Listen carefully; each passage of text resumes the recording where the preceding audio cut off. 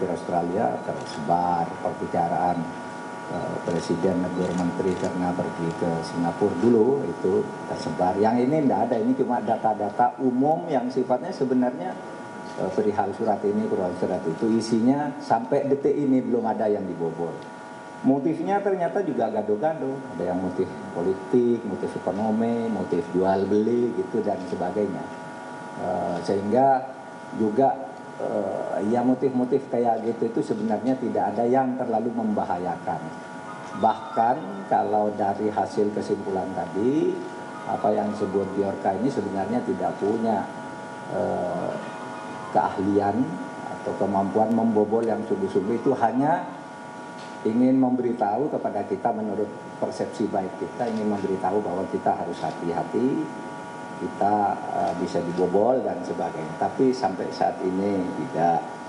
Nah, kemudian kita terus menyelidiki karena sampai sekarang ini memang gambaran pelakunya sudah teridentifikasi dengan baik oleh BEM dan Polri, tetapi belum bisa diumumkan. Gambaran siapa dan di mananya itu kita sudah punya alat untuk melacak itu semua.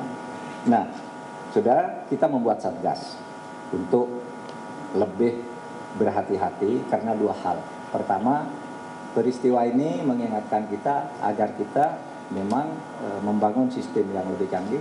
Lalu yang kedua, dalam sebulan ke depan kira-kira itu akan ada pengundangan undang-undang perlindungan data pribadi, undang-undang PDP yang sudah disahkan di DPR di tingkat 1. Berarti tingkat 2 itu pengesahan di paripurna, tidak akan ada pembahasan substansi.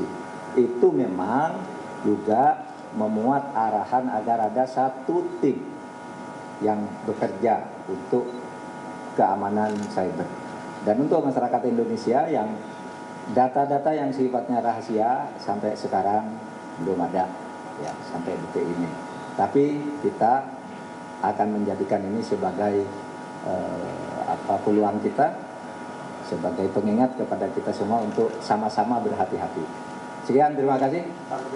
Oh, ini ada Menkominfo mau nambahkannya. Terima kasih Pak Menko. Yang disampaikan Pak Menko tadi yang terkait dengan sistem elektronik pemerintah.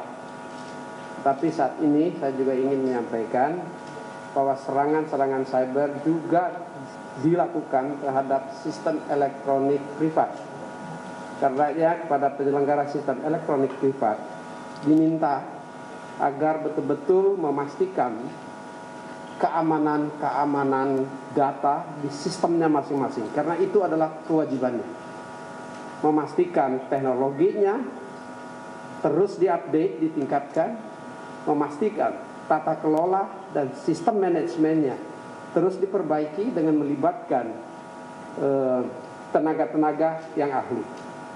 Ya, memastikan sumber daya manusia, teknologi digital dan enkripsi itu betul-betul kuat dan memadai. Nah, kepada rekan-rekan penyelenggara sistem elektronik lingkup privat, jangan lengah agar selalu memperhatikan dan berkomunikasi dengan pemerintah untuk membantu apabila ada dugaan-dugaan.